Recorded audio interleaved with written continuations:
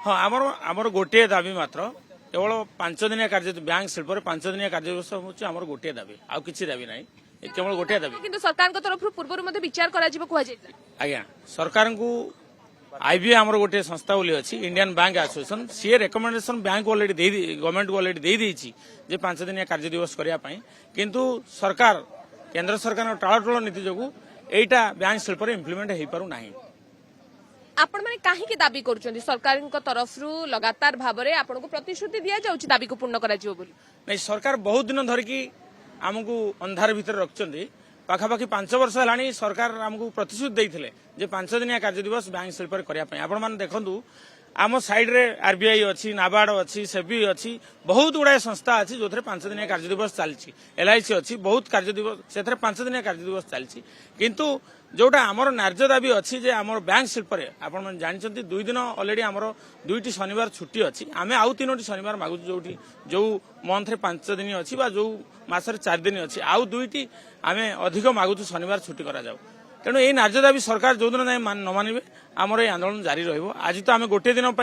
निष्पत्ति नहीं गोटे दिन आंदोलन करूँ बोली आज जदि सरकार न मानती ताले भविष्य में आम अनिर्दिष्ट काल पर्यंत आंदोलन करूँ।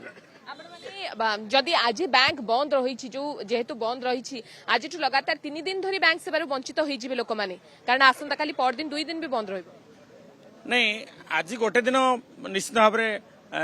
आमर ग्राहक माने असुविधार सम्मुखीन हे किंतु आपण देखंतु पूर्वरु जेमती व्यवस्था थिला बर्तमान बैंक रे डिजिटलाइजेशन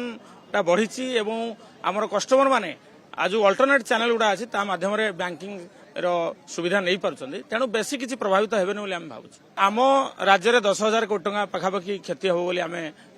जहा आकलन करूछु निश्चित भाव मैडम ए बैंक जदि दाबी आज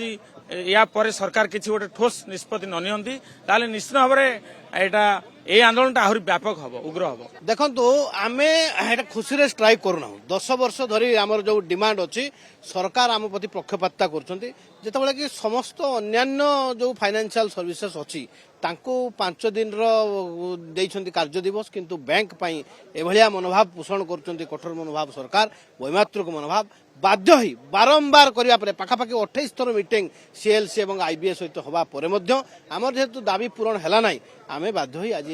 स्ट्राइक करछु। पूरा बैंक वर्तमान तो पाखापाखि आपण लक्ष कोटी टंकार ऊर्ध्व सहिब ओडिशा रे 10,000 कोटी भलिया पाखापाखि ट्रांजैक्शन बाधाप्राप्त हबो किंतु एई जो परिसंख्यान बा परिमाण विगत दिन रे बहुत अधिक होतला किंतु आजिकली जो आप डिजिटल बैंकिंग देखुंत अल्टरनेट चैनल देखुंत एथिरे आप कस्टमर मानू विशेष भाव में असुविधार सम्मुखीन होना 24/7 आम पाखे अल्टरनेटिव चैनल अच्छी ता माध्यम से विभिन्न प्रकार कार्य कर ओनली किसी चेक क्लीयरेंस एवं आपंकर कैश यही 2टी जिनस बाधाप्राप्त हम नहीं आम 4 दिन आमर बैंक बंद थिला आमर ओडिशा रे एवं आज पंचम दिन आम जाणिक 4 दिन को लागिक करूँ जहाँ कि सरकार किसी प्रभाव पकेवाई